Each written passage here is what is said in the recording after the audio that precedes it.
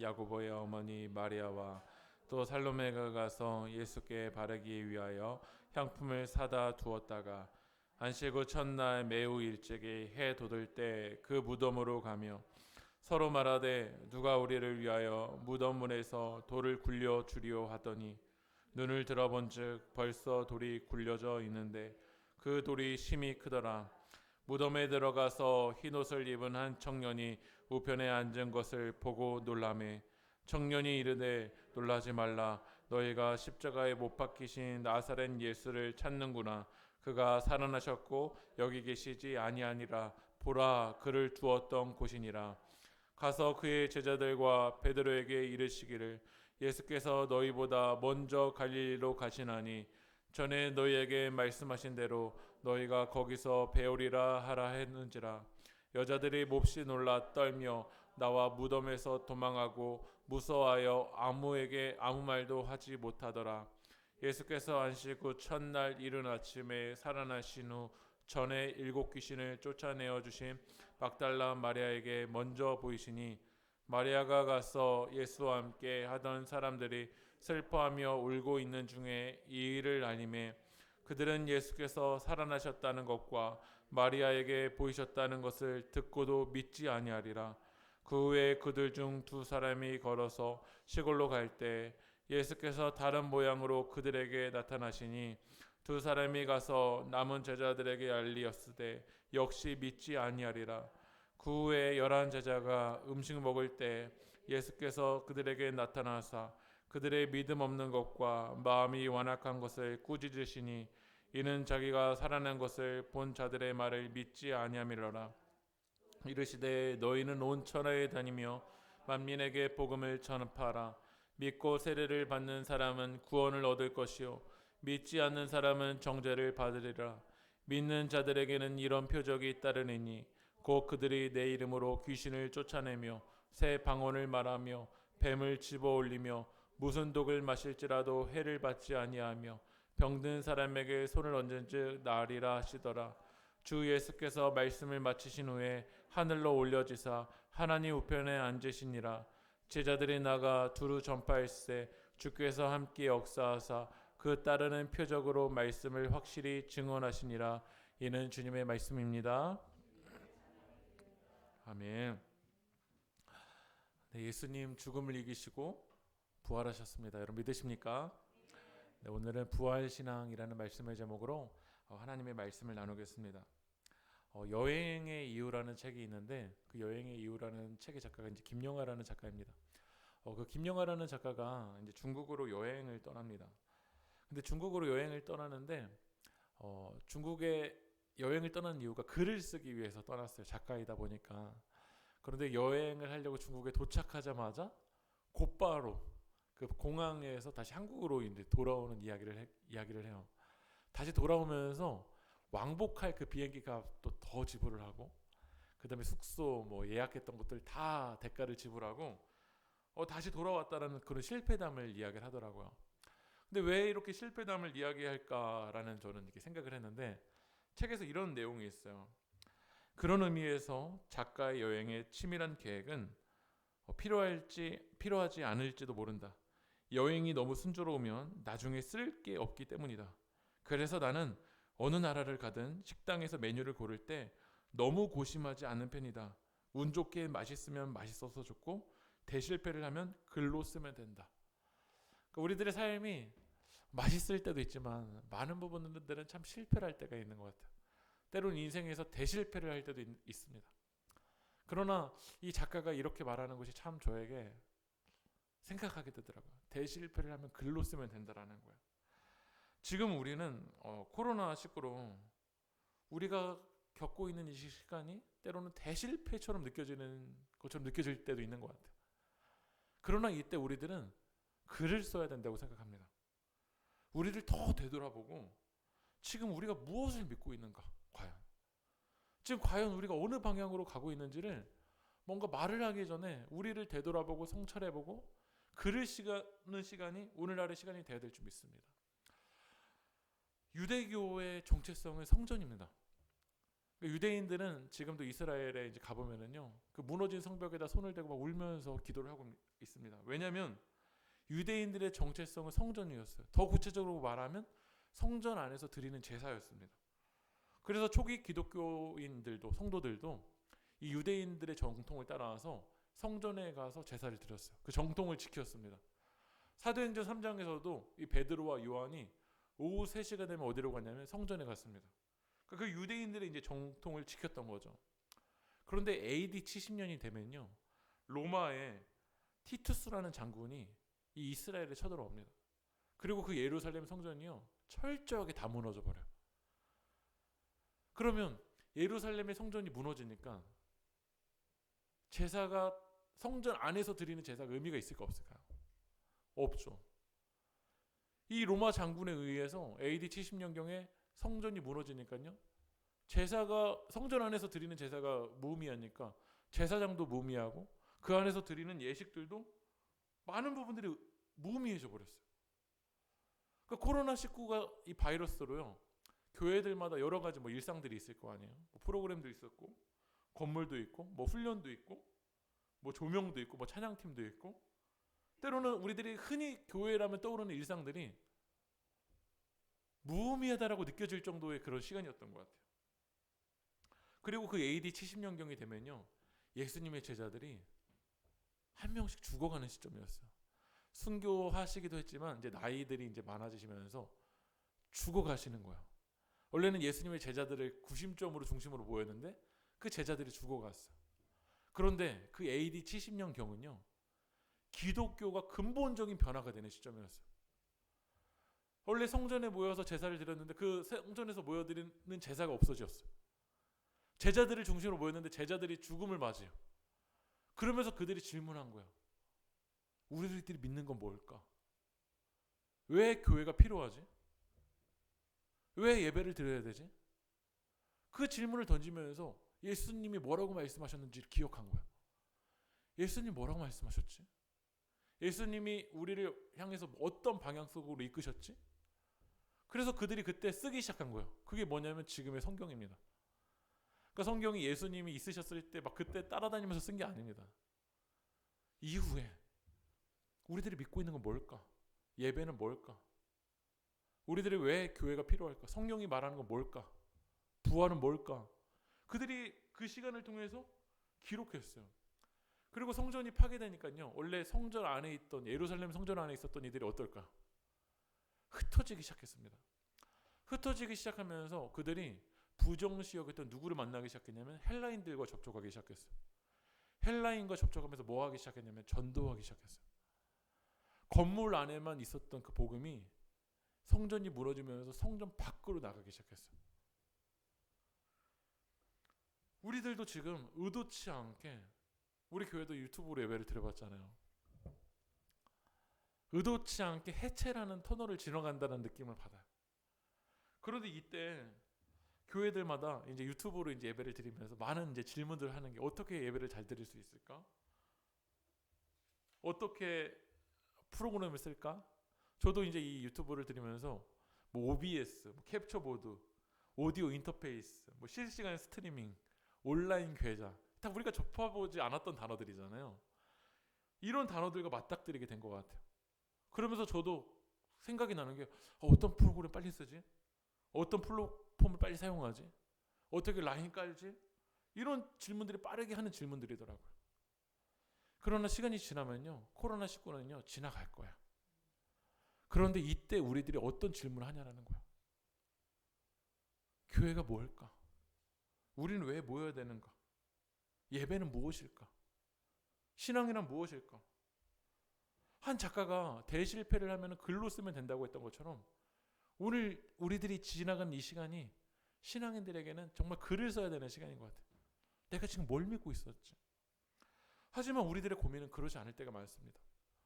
예수님이 십자가에 죽으시고 제자들은요 다 도망가요. 왜냐하면 이제 얼마 남지 않은 국회의원 선거처럼 예수님이 이제 선거에 국회의원 정도가 아니라 대통령 정도 되셔야 되거든요. 당선되시면은 제자들이 한 사람은 뭐 국무총리 되고 나머지는 이제 장관 하나씩 감당해야 되는데, 그 구심점이 다 해제된 거예요. 그래서 예수님의 제자들이 그 사명을 버리고 다 도망갑니다. 정작 누구만 남냐면 여인들만 남죠. 막달라 마리아, 야고보의 어머니 마리아, 이 살로메 여성들이 그나마 마지막까지 예수님의 품을 지킵니다.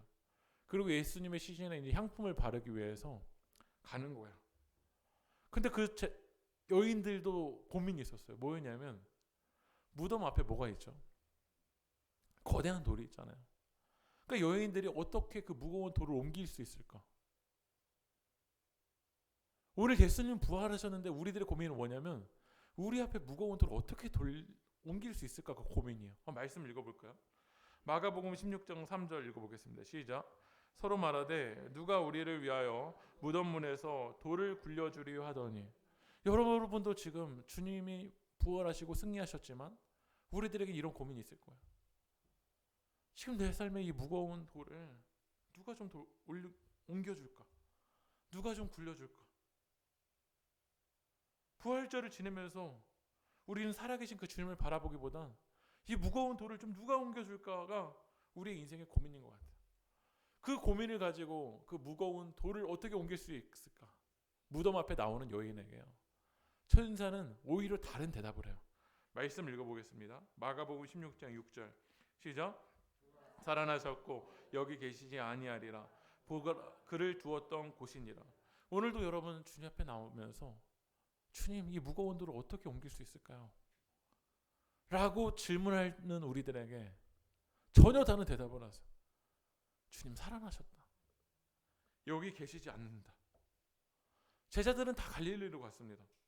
사명을 버리고 다 돌아가 버렸어요. 우리도 때로는 고난이 부딪히면은요, 원래 있었던 그 사명은 다 잊어버리고 갈릴리로 도망가 버리는 것 같아요. 그러니까 십자가 앞에서 그게 다 증명되는 것 같아요. 편한 순간에는 다 예배자이고 살아있는 예배자이고 다 제자인 것 같지만 십자가 앞에 서면은 우리들은 그 십자가의 사명을 버리고 갈릴리로 돌아가 버리는 것이 우리들의 모습인 것 같아요. 그러나 부활하신 예수님은요, 오늘 막달라 마리아, 이 여인에게 찾아와 주십니다. 그리고 부활하신 예수님이 그 막달라 마리아를 만나 주세요. 그러니까 이 막달라 마리아가 이 감격의 이 소식을 이제 예수님의 제자들에게 전하는 거예요. 말씀 한번 읽어볼게요. 마가복음 16장 11절 읽어보겠습니다. 시작. 그들은 예수께서 살아나셨다는 것과 마리아에게 보이셨다는 것을 듣고도 믿지 아니하려. 오늘 그 소식을 제자들에게 전했는데 제자들이 그 부활의 소식을 들었습니까? 듣지 않았습니까? 들었어요. 그러나 문제는 뭐냐면요, 듣지 않은 게 아니라 믿지 않은 거더라고요. 우리들의 삶에도 적용해보면 우리 너무 많이 들었어요. 그러나 문제는 무엇이냐면 한 말씀이라도 살아계신 그 하나님의 말씀이 우리의 삶의 실제가 되는 믿음이 되지 않는 거예요. 여러분은 말씀 얼마나 많이 들었습니까?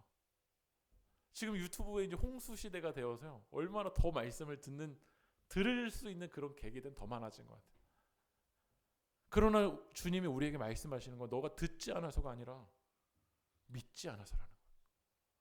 오늘 막달라 마리아에게만 만나주신 게 아니라 오늘 두 사람이 시골로 가는 길에, 오늘 마가복음을 보면 시골이라는 단어가 나오는데 누가복음을 찾아보면은요, 그게 엠마오라 하는 촌입니다. 엠마오라 하는 그 촌에 그 두 사람이 그 길을 가는 중에 만나주세요. 그 사람이 부활하신 예수님을 만나니까 또 제자들에게 전해줍니다. 마가복음 16장 13절 한번 읽어볼까요? 시작. 남은 제자들에게 알리었으되 역시 믿지 아니하라. 저는 오늘 이 단어를 보면서요, 역시라는 단어가 오더라고요. 우리가 매년 부활주일에 그 부활하신 예수님 말씀 믿는데 역시 오늘 우리가 하나님 앞에 나아가는 그 태도는요, 역시 지난주에 드렸었던 그 마음 그대로 그냥 역시요. 오늘도 살아계신 그 예수님, 부활하신 예수님 앞에서 우리는 그냥 지난주에 그냥 일상처럼 또 역시인 거예요. 오늘 마지막으로 다시 한번 예수님은 믿지 아니하는 제자들에게 또 나타나십니다. 마가복음 16장 14절 한번 읽어볼까요? 시작. 그 후에 11제자가 음식 먹을 때 예수께서 그들에게 나타나사 그들의 믿음 없는 것과 마음이 완악한 것을 꾸짖으시니 이는 자기가 살아난 것을 본 자들의 말을 믿지 아니하미로라. 오늘 주님이 그 제자들에게 나타나셔서 뭐라고 말씀하시냐면 믿지 아니하리라. 예수님 하실 말 많으셨을 것 같아요. 베드로 너 나 3번이나 부인했지. 끝까지 따라다닌다더니 나를 위해 죽겠다더니 여러 가지 하실 말 있으셨을 것 같아요. 그러나 예수님은 학력 갖고 뭐라고 하지 않으시고 경제 수준 갖고 뭐라고 하지 아니하시고 우리들의 어떤 상황 가지고 뭐라고 말씀하지 아니하시고 우리들의 무엇을 점검하시냐면요 믿지 아니하리라. 믿음 없으면 우리 가운데 이야기하신다라는 거예요. 여러분 부활주일은 부활신앙은 기독교의 핵심입니다. 우리가 주일에 모이는 이유도 예수님 주일에 부활하셨기 때문입니다. 그런데 우리들이 오늘 이 자리에 모이면서도 무엇을 위해서 모이는지 대실패를 하면 글로 쓴다고 했던 것처럼 오늘 이 시간 우리들의 믿음을 좀 점검해 봤으면 좋겠어요. 너 듣지 않아서가 아니라 들었으나 믿지 않는다라는 거야. 역시 믿지 않는다라는 거야. 예수님이 마가복음 8장에도 부활에 대한 말씀하셨고 9장에도 다시 살아날 걸 이야기하셨고 마가복음 10장에서도 이야기하셨어요.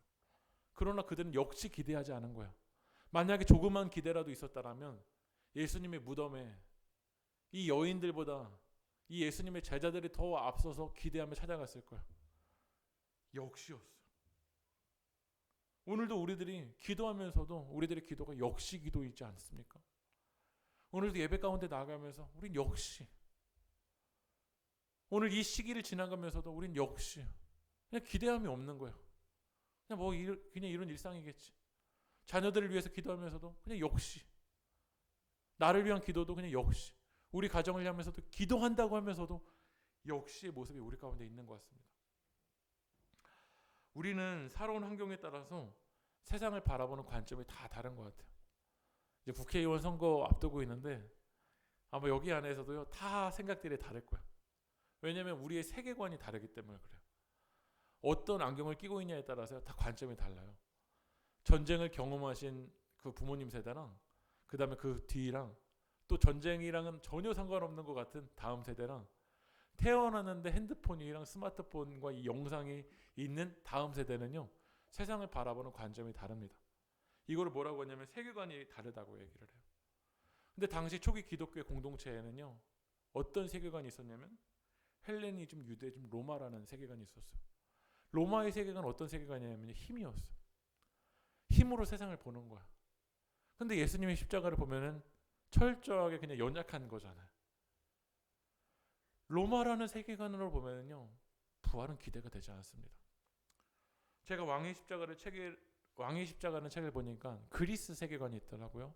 이 그리스 세계관은 이 내세는 영혼이 육체로부터 이제 분리되는 시간인 거예요.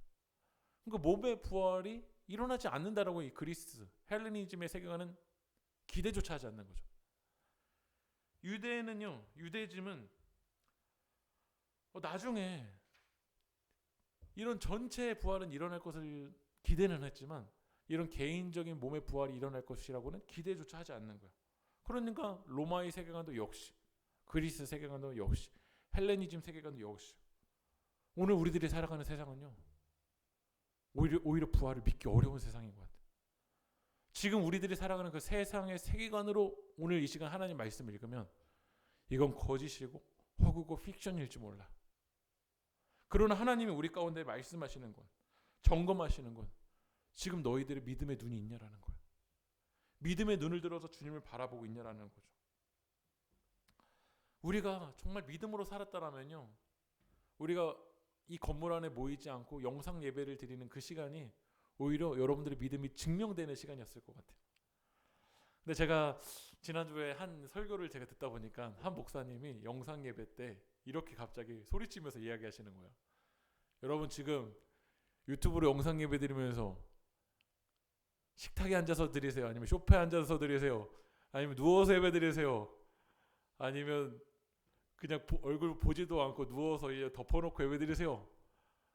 저 너무 궁금해요. 막 소리치면서 이렇게 설교를 하시더라고요. 그래서 저도 그 얘기를 들으니까 우리 세계교회 성도님들은 어떻게 예배를 드리실까? 왜냐하면 저도 대학원 수업을 듣는데 이게 화상으로 예배되는데 한 분이 그 수업 듣는 그 이게 빛이잖아요. 그 자기 이제 식탁 위에다가 맥주 한 잔을 놓고 놓으면서 이렇게 마시시면서 예배를 드리시다가 이제 교수님 하도 화가 나셔서 지금 수업 시간이라고 맥주는 드시면 안 된다고 이야기를 하는 거야. 저도 궁금하긴 하더라고요, 사실. 근데 우리가 믿음으로 왔다라면 오히려 그 시간이 믿음이 증명되는 시간인 것 같아요. 오히려 우리들의 믿음으로 이 길을 왔다면 고난과 위기 속에서 살아계신 하나님, 부활의 예수 그리스도가 여러분의 삶에서 증명되는, 삶에서 오히려 진짜가 되는 시간이 이 시간인 줄 믿습니다. 지난주 저는 그 부활하신 예수님도 기다렸지만 오랜만에 이제 금식을 하다 보니까 정말 기다려지는 게 점심시간이더라고요. 왜 이렇게 시간이 아침 시간이 안 가는지, 그 부활하신 예수, 부활의 그 부활주일보다 그 다음으로 기다렸던 것이 점심시간이었었던 것 같아요. 그런데 하루는 이제 병 선생님이랑 같이 콩나물 국밥을 먹으러 갔습니다. 근데 콩나물 국밥을 갔는데 그 식당에 플라스틱 그릇이 여러 개가 이렇게 쌓여 있는 거야. 그리고 시간이 되니까 이제 뚝배기에 담겨진 콩나물 국밥이 저에게 왔습니다. 이게 뭐냐고, 뭔지 이게 쓰임새를 봤더니 콩나물 이 뚝배기 담겨진 그릇이 뜨거우니까 이제 식혀서 먹기 위해서 이제 사용하는 이제 그릇이었던 거야. 그런데 제가 뚝배기에 담겨져 있는 이 콩나물 국밥을 플라스틱 그릇에 담으니까요, 금세 식어버리더라고. 근데 제가 그것을 보면서 생각하게 됐어요. 우리는 뚝배기 그릇 하나가 아니라 지금 식탁에 플라스틱 그릇이 여러 개 쌓여 있는 걸 보고 그냥 만족하고 있었던 거야. 그런데 이 뚝배기 그릇은 밥을 먹는 내내 그 뜨거움을 유지시켜 주더라고요. 우리들의 믿음이, 나는 그냥 플라스틱 그릇 여러 개 말씀 들은 것에 만족하고 있었는지, 아니면 정말 뚝배기처럼 고난과 상황이 어떠할지라도 내 믿음을 지키기 위한 뚝배기 믿음을 가지고 나가는지 한번 생각해 봐게 되었던 것 같아요. 저는 우리가 부활주의를 지나면서 우리들의 믿음을 한번 점검해 봤으면 좋겠어요. 우리들의 질문의 이슈는 이거예요. 무거운 돌을 어떻게 옮길까? 그러나 주님 우리에게 선포하죠. 주님은 살아나셨다. 우리는 무거운 돌을 어떻게 옮겨주실 거예요? 라고 질문하고 고민하고 이것에 몰입되어 있지만 주님 우리에게 선포하세요. 살아나셨다. 다시 살아나셨다. 저는 오늘 드려지는 예배가 우리들의 믿음이 부활신앙으로 다시 회복되는 시간이 되게 축복합니다. 그리고 주님은 우리에게 믿음을 점검하시고 우리에게 이렇게 말씀하십니다. 마가복음 16장 15절 읽어볼까요? 시작. 또 이르시되 너희는 온 천하에 다니며 만민에게 복음을 전파하라. 예수님은 믿음을 전파하고 믿음을 점검하고 우리에게 사명을 주세요. 제자들의 대부분의 직업은 무엇이었냐면 어부였습니다. 그러나 어부였던 제자들이 예수님을 만난 다음에 다른 어부가 되었어요. 마가복음 1장 17절 읽어볼까요? 시작. 예수께서 이르시되 나를 따라오라. 내가 너희로 사람을 낚는 어부가 되게 하리라. 사람을 낚는 어부라는 사명을 우리에게 주셔. 여러분도 예수님을 만난 다음에 우리에게 다 은사에 맞는 사명을 우리 가운데 주셨습니다. 그러나 십자가 앞에 서면, 고난이 우리에게 오면 먼저 무엇을 던져버리게 되냐면 사명을 버리게 되는 것 같아요. 이스라엘 백성이 출애굽을 하면서 가나안 땅으로 나올 때 물이 없고 고기가 없고 춥고 배고프니까 그들이 원망하는 거야. 왜 나를 가나안 땅으로 이끌려고 하냐. 애굽에 있으면 먹을 것도 있고 잘 것도 있고 이 광야에서 죽게 되진 않을 텐데. 그러면서 하나님이 그들을 인도하신 방향성과 사명을 잊어버릴 때가 있습니다. 예수님은 제자들에게 얼마나 연약한지를 몸소 체험하셨어요. 베드로가 얼마나 말만 잘하는지 다 아셨어요. 십자가 앞에서 얼마나 그렇게 부인하면서 도망가는지도 아셨어요. 그런 제자들에게 저는 오늘 말씀을 읽으면서 사명을 다시 이야기하는 거 옳지 않은 것 같아요. 야, 어차피 너희들은 안 바뀐다, 안 바뀌어. 너희들은 그냥 갈릴리로 가서 그냥 너희 일상 그대로만 유지하다가 그냥 인생 마무리해. 너희들이 진짜 안 바뀌어, 안 바뀌어. 내가 너희들 실체를 다 봤어. 라고 이야기하는 게 맞지 않겠습니까? 그런데 예수님은 우리들의 믿음을 점검하시고 다시 사명을 우리 가운데 말씀하세요. 세상 속으로 가라. 어디든지 가서 하나님의 복된 소식인 메시지들을 모두에게 알려라. 누구든지 세례를 받으면 구원을 받고 누구든지 믿지 않으면 정죄를 받을 것이다. 이 복음을 전하라는 사명을 우리 가운데 허락해 주세요. 그런데 그 사명을 감당할 수 있는 건요, 내 의지나 내 경험이나 내 노력 때문이 아니라 부활신앙을 경험할 때입니다. 예수님의 제자들이 전적으로 변화되었었던 건요, 십자가에서 죽음을 이기시고 무덤을 이기신 승리하신 그 부활하신 예수님을 경험할 때, 그리고 부활하신 예수님을 통해서 사명을 다시 회복하고 다시 예루살렘으로 돌아가서 성령을 체험할 때요, 그들은 땅끝까지 복음을 전하러 가게 됩니다. 저는 오늘 이 시간 여러분들이 이 부활주일이 다시 우리들의 사명을 회복하는 시간이 되길 축복합니다. 그러면 그 사명을 감당해야 되는 것, 우리들의 사명을 어디에서 이걸 감당해야 될까? 마가복음 16장 15절 다시 한번 읽어보겠습니다. 시작. 또 이르시되 너희는 온 천하에 다니며 만민에게 복음을 전파하라. 이 복음을 어디에 전파해야 되죠? 온 천하입니다. 메시지 성경으로 보면 세상 속으로 들어가라. 영어 성경으로 go into the all the world. 세상으로 너희가 들어가라는 거예요. 예수님의 제자들이 죽어갈 때 AD 70년경에 성전이 무너졌잖아요. 그들이 성전이 무너지면서 예루살렘 성 밖으로 갔어요. 그러면서 헬라인들과 접촉하게 되고 그 문화 속으로 들어가서 복음을 전했던 거예요. 교회 나의 고민 나의 사랑이라는 책을 필리면 씨가 썼는데, 필리면 씨가 이런 이야기를 합니다. 나는 교회를 대할 때 위를 올려다보고 주위를 둘러보고 밖을 내다보고 안을 들여다보아야 함을 배웠다. 우리는 오늘 부활주일 위를 올려다보고 우리들의 안을 되돌아보지만, 때로는 우리들이 오늘 이 시간 하나님의 은혜를 경험했다면 다시 밖으로 가야 되는데, 주위를 둘러봐야 되는데 우리에게만 너무 몰입되어 있는 거야. 성령이 너에게 임하시면 너희가 권능을 받고, 이 권능은 두나미스 다이너마이트입니다. 이 다이너마이트를 교회 안에 터뜨려야 될까, 밖에 터뜨려야 될까요? 오늘 이 시간 예배 가운데 하나님이 여러분 가운데 권능을 주신 믿으십니까? 그러면 그 권능을 집에 가기 전에 교회 안에다 팍 터뜨리고 가야 될까요? 아니면 여러분의 가정과 삶의 터전으로 가서 세상 속에 터뜨려야 될까요?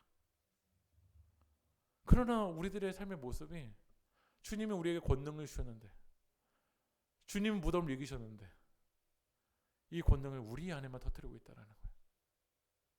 주님이 우리에게 주신 사명은 온 천하에 다니며 Go into all the world, 세상으로 나아가라는 거죠. 세상 속으로 너희들 들어가라 말씀하세요. 크리스토퍼 스미스가 슬로 처치라는 책에서 이 복음을 복음이 커피콩과 같다라는 이야기를 하더라고요. 커피콩. 그런데 이 커피콩을 원두 자체에서 직접 커피를 즐길 수는 없다라는 거야. 그래서 이 커피콩을 어떻게 했냐면 볶아야 돼. 그리고 커피콩을 갈아야 돼. 그리고 끓는 물에 적시해서 간접적인 방법을 통해서 커피를 즐길 수 있다라는 거야. 하나님이 우리가 한 지역의 신앙 공동체에서 참 기쁨과 즐거움을 누리기 바라신다는 사실을 확신한다.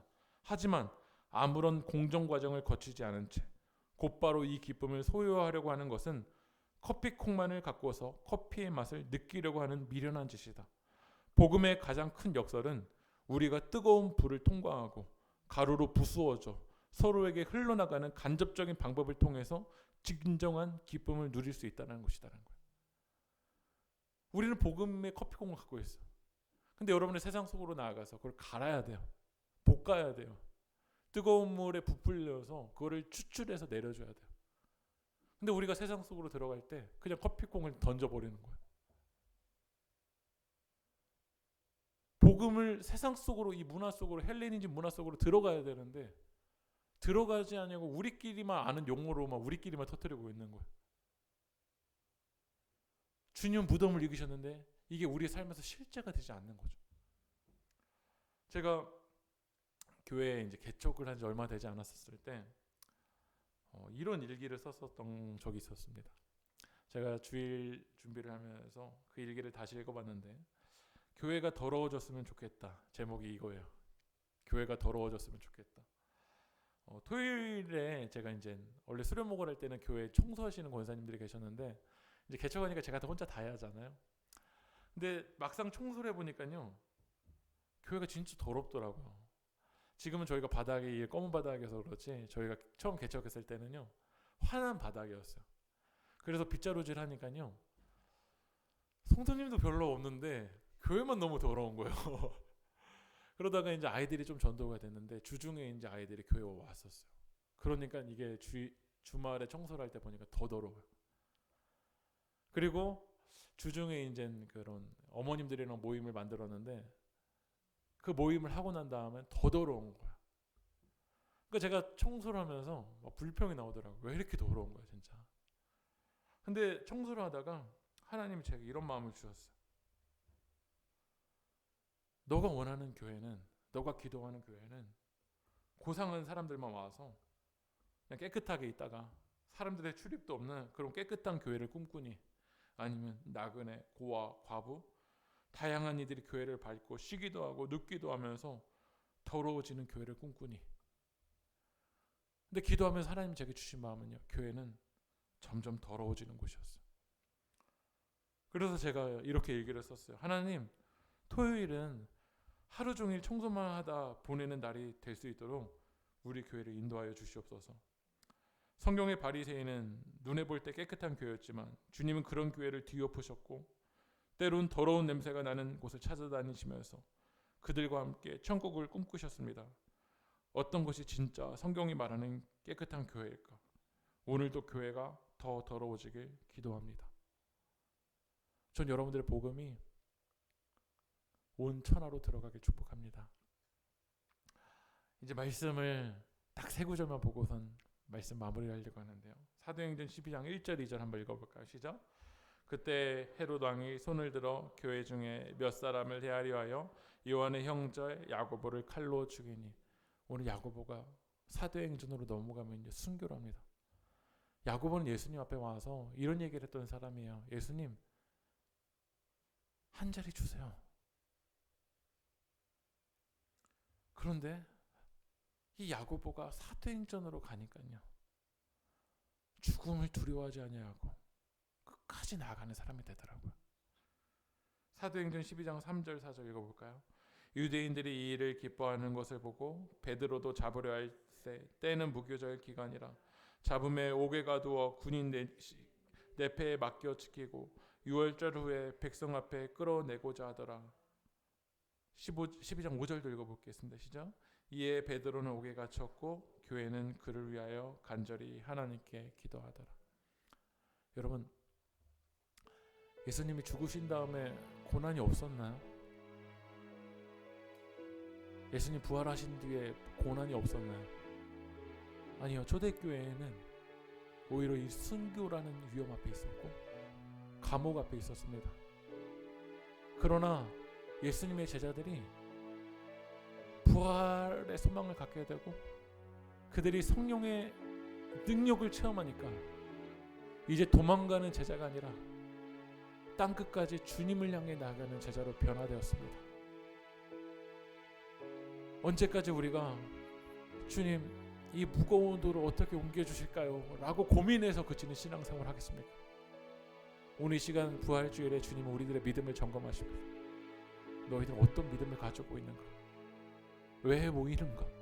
왜 예배하는가? 무엇을 위해서 너희들은 그렇게 발버둥치는가? 무엇을 위해서 그렇게 달려가는가? 무엇 때문에 그렇게 화를 내는가? 무엇 때문에 그렇게 너는 다급해하는가? 그러나 오늘 시간 우리가 말씀 가운데 우리가 달려가야 될 길, 우리가 무엇을 바라보고 무엇을 믿어야 되는지 그 믿음이 회복되는 시간이 될 수 있게 해달라고 우리 이 시간 주님의 이름 한번 부르고 통성으로 기도하겠습니다.